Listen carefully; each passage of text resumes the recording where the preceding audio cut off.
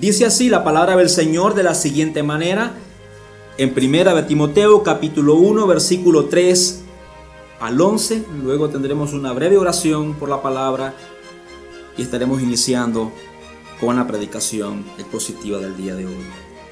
Tal como te rogué al salir para Macedonia que te quedaras en Éfeso para que instruyeras a algunos que no enseñaran doctrinas extrañas, ni prestaran atención a mitos y genealogías interminables, lo que da lugar a discusiones inútiles, en vez de hacer avanzar el plan de Dios que es por fe.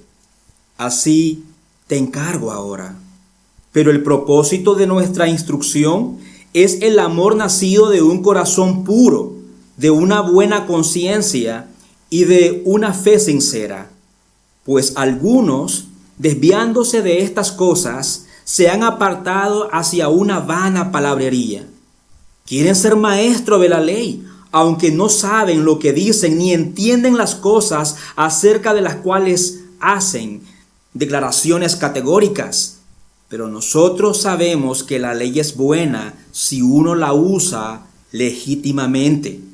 Reconozcamos esto, que la ley no ha sido instituida para el justo, sino para los transgresores y rebeldes, para los impíos y pecadores, para los irreverentes y profanos, para los que matan a sus padres o a sus madres, para los asesinos, para los inmorales, homosexuales, secuestradores, mentirosos, los que juran en falso y para cualquier otra cosa que es contraria a la sana doctrina, según el glorioso evangelio de Dios bendito que me ha sido encomendado. Amados hermanos, continuamos con una serie de predicaciones en la primera carta del apóstol Pablo a su hijo en la fe, Timoteo, y también colaborador en el ministerio. Esta epístola no solo es una correspondencia personal entre dos siervos de Cristo. La primera carta de Timoteo, al igual que la segunda, es un tesoro de sabiduría apostólica que sigue siendo actualmente para la iglesia de hoy de gran valor y de mucha ayuda. Timoteo es el destinatario de esta carta y fue llamado, como bien lo hemos leído, fue llamado a quedarse en la iglesia de Éfeso. ¿Con qué objetivo? Bueno, con el objetivo de corregir y organizar muchas cosas que estaban sucediendo en esta iglesia. Uno de los desafíos que tiene que enfrentar Timoteo es frenar, detener a los falsos maestros y así preservar la sana doctrina. También es importante tener presente que esta iglesia se encontraba en una ciudad donde no era el lugar más fácil para pastorear una iglesia. Al igual que hoy, no existe lugares fáciles para plantar una iglesia. Ningún lugar en este mundo es fácil para poder establecer una iglesia sana que glorifique y exalte al único y verdadero Dios. La ciudad de Éfeso estaba entregada a la adoración de la diosa Diana y para sus habitantes, la diosa Diana representaba la patrona del instinto sexual. Ya ustedes pueden imaginarse qué tan inmoral y perversa era esta ciudad.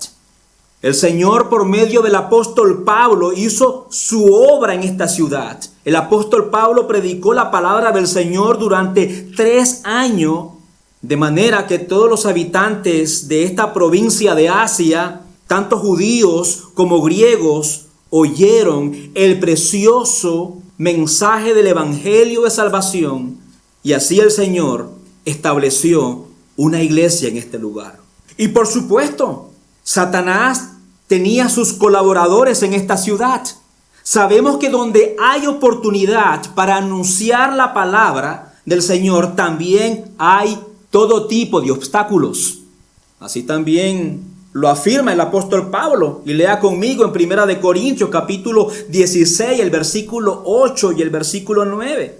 Pero me quedaré en Éfeso hasta Pentecostés, porque se me ha abierto una puerta grande para el servicio eficaz, aunque también hay muchos adversarios. Ahora Pablo, con un amor pastoral, con un amor paternal y también con un celo apostólico, le escribe a Timoteo para guiarlo en el cuidado pastoral de esta iglesia, para animarlo a que preserve la verdad del Evangelio. Así que, amados hermanos, mientras estudiamos la epístola de Primera de Timoteo, capítulo 1, y específicamente los versículos que nos toca el día de hoy, del versículo 3 hasta el versículo número 11, estaremos viendo el llamado de la fidelidad a la sana doctrina y cómo la verdad del Evangelio no solo informa a nuestras mentes, sino que también la verdad del Evangelio transforma nuestros corazones y guía a la iglesia del Señor a cumplir el propósito para el cual fue instituida. La iglesia del Señor fue creada para la gloria y alabanza de su Señor. Habiendo dicho esto, surge una pregunta importante. ¿Por qué la iglesia necesita una doctrina sana? Amados hermanos, ¿la iglesia del Señor necesita una sana doctrina? Claro que sí. La iglesia del Señor, la esposa del bendito Cordero que la compró con su preciosa sangre, necesita una doctrina sana. Porque solamente una doctrina cristocéntrica proporciona el fundamento necesario para poder comprender y vivir el Evangelio de manera coherente en nuestras vidas y también como iglesia. Una sana doctrina nos ayuda a permanecer fieles al Señor. Pero una doctrina falsa lo que provoca es desorden, divisiones, malos entendidos, chismosería, envidias, pleitos, etcétera, etcétera, etcétera. Ya eso lo vamos a ver poco a poco conforme vayamos exponiendo esta epístola. Lo primero que el apóstol Pablo le dice a Timoteo en el cuerpo de esta carta, en el versículo 3, Timoteo, cuando partimos hacia Macedonia, te rogué que te quedaras en Éfeso para que frenes, para que ordenes a algunas personas que imparten enseñanzas falsas que no lo hagan más. Diles que no pierdan el tiempo en debates de historias falsas y en genealogías interminables, es decir, una lista interminable de sus antepasados. Están discutiendo por nada y estas discusiones solo conducen a especulaciones sin sentido, malos entendidos, y esto no ayuda a conocer los planes de Dios. Esto no ayuda a que la gente lleve una vida de fe en el Señor. Dile que se centren en el Evangelio. Diles que enseñen solamente la doctrina de Cristo. Y de paso, este es el título del sermón del día de hoy. Enseñando solamente la doctrina de Cristo y nada más. Ya este ruego del apóstol Pablo nos ayuda a situar toda la epístola en su contexto. Como lo hemos mencionado anteriormente, Timoteo se encontraba en Éfeso. Y la primera preocupación de Pablo fue decirle a Timoteo que debía ordenar a algunas personas que no enseñaran falsas doctrinas. El llamamiento es claro. No hay donde perderse. Timoteo, enfrenta todo lo que aparta a los creyentes del Evangelio. Amados hermanos, este llamado también es el mismo de hoy día para la iglesia. Enfrentemos todo lo que aparta a los hijos de Dios, a los creyentes, a las personas del Evangelio. Amada iglesia, si perdemos el Evangelio, lo perdemos todo. En la iglesia primitiva, a los creyentes se les instruía en la palabra de Dios y también en el significado de las doctrinas cristianas. Lamentablemente, en muchas iglesias actuales ya no es así. El servicio de adoración como tal, el púlpito, Y el lugar del altar, toda esta área, muchas veces se usa para el entretenimiento. Es puro show, entretenimiento para los que asisten y no para la enseñanza de la palabra de Dios. El objetivo es entretener a las personas que asisten. Es un culto más antropocéntrico. El hombre está en el centro, pero no Dios. Pero hacemos una pregunta: ¿cuáles eran esas doctrinas extrañas que estos falsos maestros estaban enseñando en la iglesia en Éfeso? Bueno, se desconoce con exactitud, pero algunos estudiosos o eruditos del Nuevo Testamento concuerdan que había una práctica que inició entre los judíos que consistía en ampliar las listas de nombres que aparecían en las genealogías del Antiguo Testamento. Y a esta genealogía le estaban añadiendo historias ficticias, supuestamente para ilustrar el trato de Dios con el pueblo judío. Estos falsos maestros estaban tomando escritos extrabíblicos. Y estos escritos extrabíblicos incluían historias, mitos sobre algunos personajes del Antiguo Testamento y lo estaban usando para añadir a la palabra de Dios. Qué grave esto, ¿verdad? El añadir a la palabra de Dios.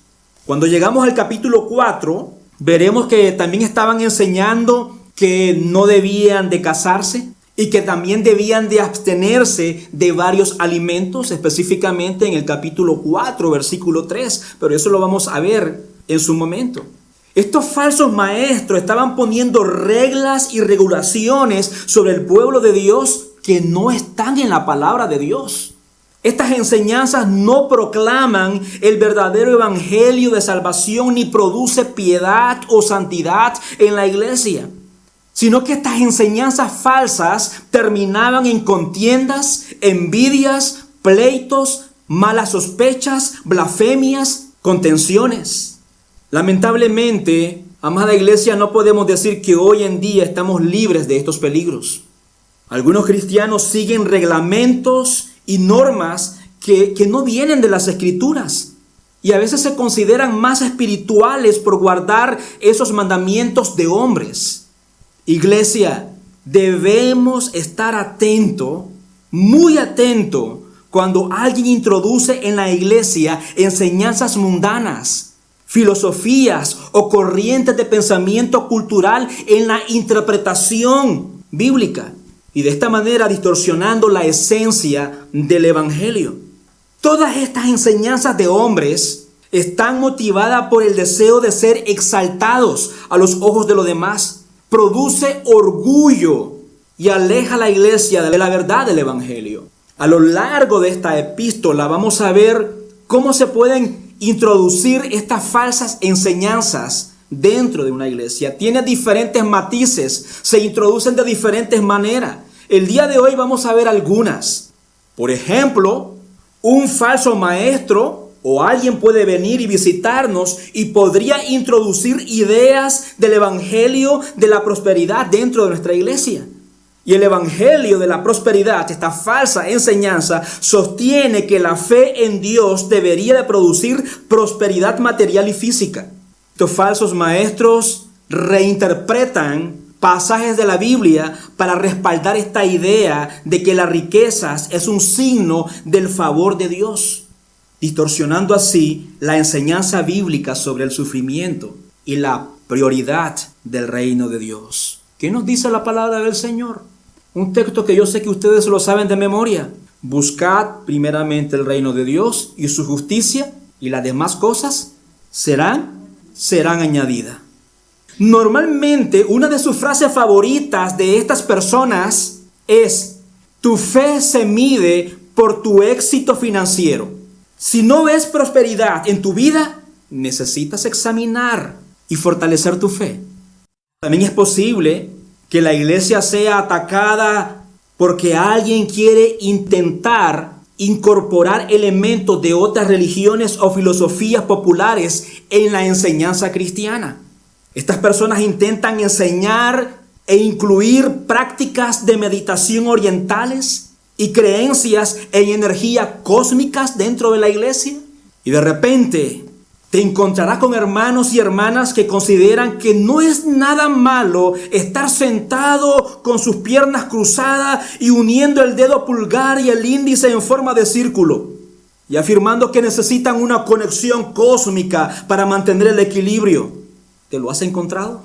Eso es falsa enseñanza. Están negando la exclusividad de Cristo como la única fuente de salvación. Hermanos, presten atención y corrijan cuando escuchen frases como: la verdad es universal y todas las religiones tienen algo bueno que aportar. No hay una única senda correcta hacia Dios. Eso es una falsa enseñanza. También un falso maestro o una visita puede venir, se puede mezclar entre los hermanos y podría estar enseñando principios de autoayuda, de desarrollo personal, utilizando versículos por aquí, versículos por allá, de manera selectiva para respaldar sus mensajes motivacionales, y desviando así a la iglesia a la dependencia de la gracia del Señor y llevando a los creyentes al engaño y a adoptar perspectivas humanísticas. Normalmente estas personas se infiltran en la iglesia y vienen afirmando: Dios nos dio el poder de crear nuestra realidad. ¿Han leído ustedes esa frase? Yo he visto muchas de estas frases, incluso de personas que se autollaman cristianos, posteando estas frases en el Facebook. Dios nos dio el poder de crear nuestra realidad. Si quieres cambiar tu vida, comienza por cambiar tus pensamientos y confesiones. Otra frase común: eres el capitán de tu propio destino. Dios te ha dado el control total sobre tu vida y tus palabras tienen poder. Ten cuidado. Tú moldeas tu futuro. Falsas enseñanzas, amados hermanos. Presten atención y corrijan cuando ustedes escuchen hablar a un creyente de esta manera. Amados hermanos, estos ejemplos ilustran cómo las enseñanzas mundanas pueden infiltrarse en la iglesia, desviándonos de la verdad central del evangelio y a la vez socavando los principios fundamentales de la fe cristiana. Es crucial que como creyentes estemos alertas y basemos nuestra fe en el Señor. Y esta fe se fortalecerá por medio de una enseñanza sólida de las Escrituras. Cuando una iglesia enseña solo la sana doctrina, solo la doctrina de Cristo, esto va a producir un amor genuino entre los cristianos. Todo lo contrario a las falsas enseñanzas que producirán pleitos, divisiones, mordiéndose unos a otros, despedazándose unos a otros. Pero cuando una congregación es fiel a las Escrituras, lo que hace es unir a los hermanos. Los miembros tienen una sola convicción: vivir para la gloria y la alabanza del Señor. Una sana doctrina resultará en un cambio en el creyente, no de manera superficial, sino en piedad, en santidad, ya de que el Señor está obrando en la vida de este creyente. Una sana doctrina resultará en una conciencia que no le acusa, porque cuando ha pecado, corre a Cristo, se arrepiente de sus pecados, encuentra su consuelo solamente en Cristo y no en frases motivacionales. Y recuerda que los que están en Cristo, Romanos capítulo 8, versículo 1, no hay condenación. Una sana doctrina resultará en un creyente que cada vez confía más en las promesas de Dios y no en sí mismo. Hermanos, cuando en una iglesia se predica una sana doctrina, se ven cambios profundos en la vida de los creyentes. Crea relaciones verdaderas entre los hermanos. Hay unidad, hay afecto, hay amor entre los hermanos. Yo me gozo en el Señor cuando aquí me han dicho, no una vez, me han dicho muchísimas veces, hermano, me gusta venir a esta iglesia. Y yo les pregunto, ¿por qué? Es que yo veo en ustedes que hay amor. Yo veo que en ustedes se tratan como una familia. Y no me lo han dicho una vez. Me lo han dicho muchas veces. Visitas, no creyentes. Y también hermanos que andan de pasada por Viena y nos visitan en nuestros cultos. Y la primera impresión es esa. Y no solamente es algo superficial en nosotros, ustedes lo saben, que es así. Hay unidad en esta iglesia por la gracia del Señor. Él es el que está proveyendo esto, el que está haciendo eso en nosotros como Iglesia Bíblica Hispana en Viena. Veo amor, veo unidad. Pero cuando se enseña cosas diferentes o extrañas, los creyentes se alejan de la obediencia y de la comunión entre los hermanos. Esto es lo que el apóstol Pablo nos afirma en los versículos 5 al 7. ¿Lo lee conmigo? Pero el propósito de nuestra instrucción es el amor nacido de un corazón puro, de una buena conciencia y de una fe sincera. Pues algunos, desviándose de estas cosas, se han apartado hacia una vana palabrería. Quieren ser maestros de la ley, aunque no saben lo que dicen ni entienden las cosas acerca de las cuales hacen declaraciones categóricas. Sigamos leyendo los siguientes versículos. Pero nosotros sabemos que la ley es buena si uno la usa legítimamente. Reconozcamos esto, que la ley no ha sido instituida para el justo, sino para los transgresores y rebeldes, para los impíos y pecadores, para los irreverentes y profanos, para los que matan a sus padres o a sus madres, para los asesinos, para los inmorales, homosexuales, secuestradores, mentirosos, los que juran en falso y para cualquier otra cosa que es contraria a la sana doctrina, según el glorioso evangelio del Dios bendito que me ha sido encomendado. Hermanos, una de las características de los falsos maestros es que tienen un deseo apasionado de ser prestigiosos. No están preocupados por tener un verdadero aprendizaje de la palabra de Dios, ni por conocer más al Señor, al Dios de la Biblia, ni por servir a las personas por amor, sino que en ellos hay un fuerte interés de recibir reconocimientos, aplausos, y cuando la iglesia o cuando los demás no les proveen este reconocimiento, entonces sacan las uñas. Y este tipo de prestigio y de reconocimiento lo quieren buscar dentro de la iglesia. Por eso se infiltran. Esto fue lo que nuestro Señor Jesucristo denunció de los fariseos. Lee conmigo y observa también Mateo capítulo 23, versículos 5 al 7. Sino que hacen todas sus obras para ser vistos por los hombres. Pues agrandan sus filacterías y alargan los adornos de sus mantos. ¿Qué aman ellos? Aman el lugar de honor en los banquetes y los primeros asientos en las sinagogas y los saludos respetuosos en las plazas y ser llamados por los hombres rabí. Estos falsos maestros que menciona el apóstol Pablo en 1 de Timoteo desean ser maestros de la ley. Ellos desean ser maestros de la ley, pero eso era imposible. Pablo dice que estas personas andaban sin entender lo que hablaban o afirmaban. En estos versículos, si usted observa, el apóstol Pablo nos dice también cómo no usar la ley de Dios, cómo no usar la palabra de Dios. Pues estos falsos maestros estaban usando mal la palabra de Dios. No sabían lo que hablaban. Observa el versículo 8 y el versículo 9, que es lo que nos dice. Pero nosotros sabemos que la ley es buena si uno la usa legítimamente. Quiere decir que no la estaban usando bien. Reconozcamos esto, que la ley no ha sido instituida para el justo. Considero que existen dos maneras de cómo podemos usar mal la ley de Dios. Y cuando usamos mal la ley de Dios, tendremos duras consecuencias como iglesia. Esto es lo que estaba pasando en esta iglesia. En primer lugar, no debemos añadir nada a las exigencias de la ley.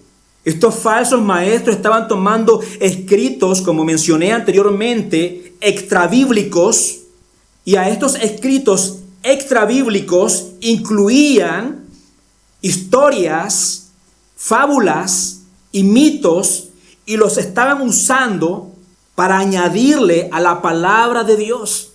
En esencia, ellos estaban poniendo reglas y regulaciones sobre el pueblo de Dios que no estaban en la palabra de Dios. También se usa mal la ley, y es un error aún peor que el que les acabo de mencionar, cuando pensamos que la ley salva. La ley no salva. Estos maestros que estaban en esta iglesia, en la iglesia de Éfeso, estaban enseñando que la obediencia a la ley, incluso a algunas leyes que ellos inventaban, leyes extrabíblicas, podría ayudarles a ganarse el favor de Dios. Este tipo de enseñanza lamentablemente ha estado presente también en nuestros días. No solamente estuvieron presentes en el primer siglo de la iglesia, todavía persisten en el siglo XXI. Hermano, cuando la ley se usa de manera equivocada, los resultados son desastrosos. Pablo dijo que un uso incorrecto de la ley de Dios estaba produciendo arrogancia e ignorancia entre estas personas que estaban enseñando. Estaba produciendo confusión y engaño entre los hermanos. Entonces surge una pregunta. Entonces, ¿cómo usamos la ley de Dios según las Escrituras? Vuelvo a hacer la pregunta. Entonces, ¿cómo usamos la ley de Dios de manera correcta o según las Escrituras? Amada iglesia, primero es importante recordar que no estamos hablando aquí, cuando hablamos de la ley de Dios, no estamos hablando de leyes dietéticas o de las regulaciones para los sacrificios de corderos, el cual eran prácticas que se hacían en el Antiguo Testamento. Este tipo de leyes no se aplican para los cristianos, y no está hablando el apóstol Pablo de esas leyes, porque la ley dada por Moisés a través del antiguo pacto, que incluía también estas leyes dietéticas y también de sacrificio de corderos, han quedado a un lado con la venida de nuestro Señor Jesucristo. Sin embargo, presten mucha atención, las leyes morales tienen una aplicación para el pueblo de Dios en todas las épocas. Y cuando nos referimos a la ley moral de Dios, nos estamos refiriendo a los 10 mandamientos, la ley moral de Dios. Y la ley moral de Dios tiene como objetivo o pretende, por un lado, mostrar el freno de Dios al pecado. La ley divina o la ley moral nos ayuda a reconocer los límites entre el bien y el mal para que podamos evitar el pecado. En este sentido, la ley ha sido escrita para sus infractores. Y por eso el apóstol Pablo dijo específicamente en el versículo 9 que la ley no fue dada para el justo, sino ¿para quién? Para los transgresores y desobedientes, para los impíos y pecadores. Y Pablo señala los pecados específicos, ¿verdad? En el versículo 9 y 10, el asesinato, la inmoralidad sexual, la mentira, etc. Y estos pecados parecen correlacionarse con la forma en que somos nosotros propensos a romper los 10 mandamientos. La ley nos dice no hagas esto. Sí, podemos contenernos, detenernos, pero lamentablemente de una manera temporal, porque finalmente todos pecamos. Y nuestra inclinación, nuestra predisposición para pecar nos lleva a un segundo uso de la ley. La ley también tiene como objetivo mostrarnos la condena de Dios al pecador. Cuando pecamos, la ley se convierte en un testimonio contra nosotros. Nos muestra cómo hemos desobedecido. Hemos desobedecido al único, al verdadero, al eterno, al infinitamente santo y justo juez de todo. La ley pone de manifiesto nuestra rebeldía. La ley nos abre los ojos al hecho de que somos culpables ante Dios.